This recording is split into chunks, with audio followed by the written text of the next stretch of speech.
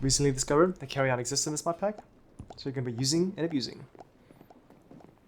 Really helps my whole system of picking up these giant 2K andesite mechanism drawers. Even though I think drawers actually hold NVT data.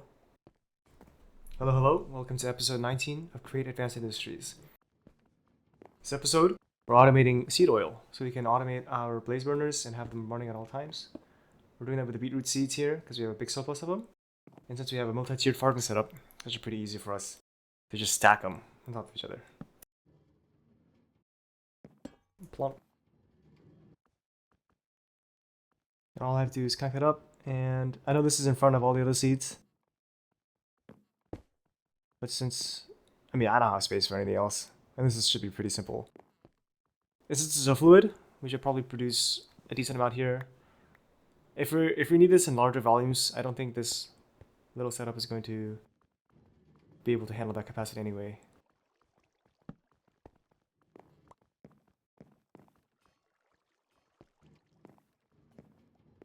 That looks like it's filling up nicely. I think all you need here is a little bit of rotation. Yeah. Should be able to just take that from there. Yeah, there you go, seed oil. And that's the tier 1 fuel. And since we're using liquid fuels, this is actually how you make straws in this mod pack. There's a rolling machine from Crafts and Additions. And if you put sugarcane in there, you should get a straw out. Yeah, there you go. And you just pop that on that guy. And I think he gets a little hat. Kind of hard to see. We're going to pop it on these three as well.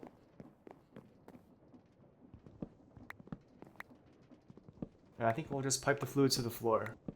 So we should be able to grab seed oil from that side and pipe it all the way over here.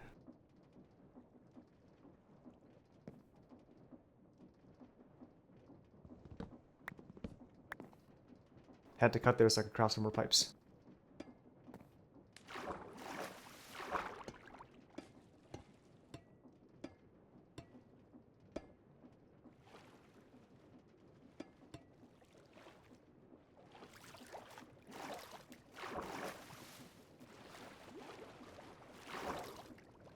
And this guy needs a pipe too. That has source in it. And then we should just be able to drag this seed oil down from this guy. And it should probably go on the floor.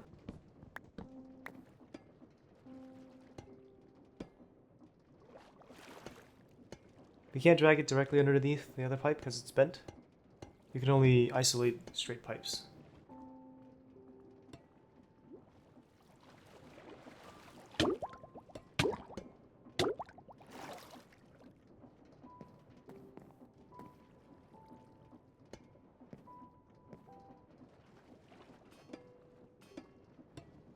We just gotta drag the piping all the way out here. Get rid of these little pieces.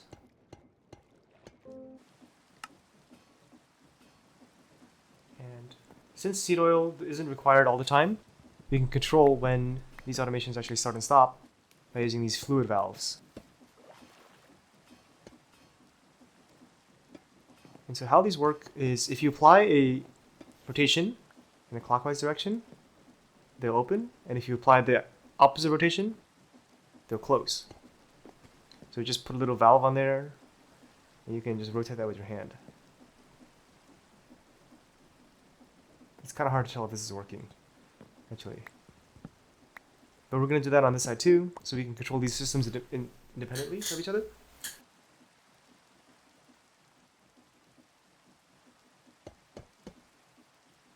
You can bring this pipe up one. Just pop that on there. There's like a little edge here you can rotate on. Yeah, there you go.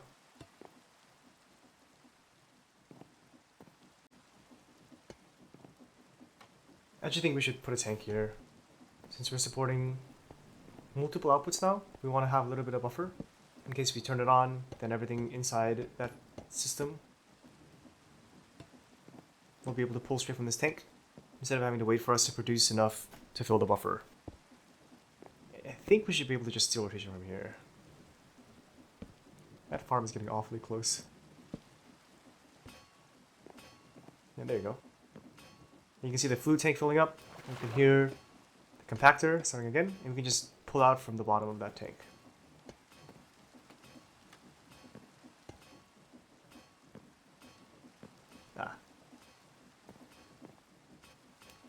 Expanded that so we can actually see the fluid moving on both sides.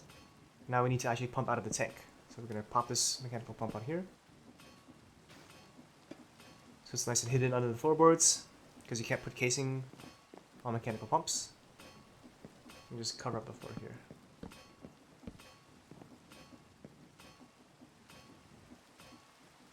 Just grab some casing. Yeah, it looks good.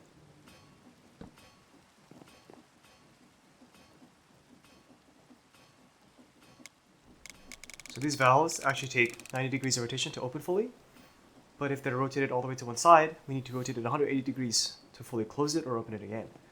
So we've configured that valve to be 180 degrees so that you can fully open it and close it with just one click. Okay. And now we have fully automatic redstone without any blaze burner fuel needed. Fully renewable. So we've done the same setup there for the brass. We just need to extend this pipe out a lot and bring the pumps over here so we can actually figure out where we need to pump by just making this glass, popping that off, and then sticking the pump there. And it's very convenient that our shaft is right next to our fluid pipes. If I could wedge it on there.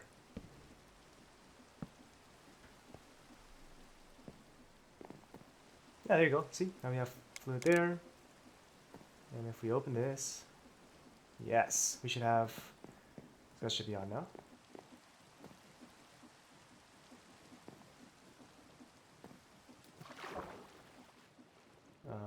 I think we might need a little bit more pressure from the pumps. So I've gone ahead and done that, and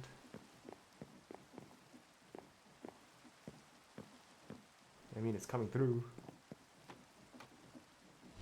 Ah, there we go. Okay, we just have to add another pump closer to the actual usage. So yeah, now this is brass, or this is at least our brass mixing setup, completely filled with renewable resources. And if you close it, it should stop wasting seed oil now, because the burners actually, the burners actually don't use seed oil when they need it. They use it to just stay on fire. So it's a massive waste of this fuel if you just keep it burning all the time. We could supplement it by just producing more beetroot seeds, but then we'd have to, we'd be overproducing a lot because there's no need for that. Yep, and now we just make everything look good. Plunk. And that looks nice. Seed oil is filling up. And we should have a small surplus of beetroot seeds. Once the whole systems are filled, since we have the valves, we shouldn't have to worry too much about overproducing.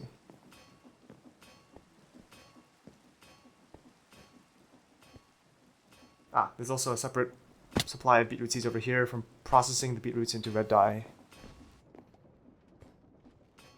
So I think you can see the cobblestone flying over. So I think if we just plop that guy on top, a little sloppy toppy, we can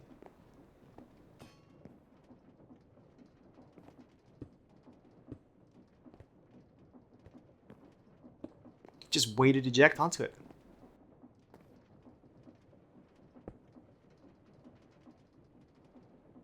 Yeah, like that. Oh, I have to funnel it out.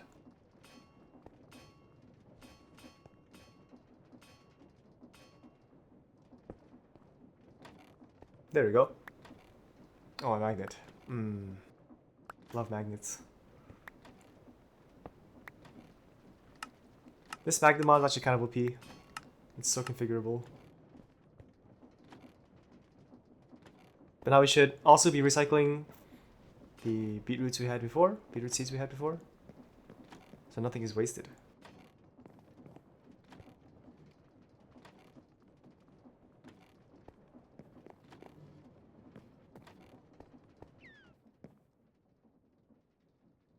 And now the one thing stopping me from fixing my sword system, because you can see we had the same bunch of chests for a while, is because my armor is not good enough to fight Endermen. They just kind of destroy me. So we're going to get some upgrades going. But we'll get that done in the next episode. Thanks for watching.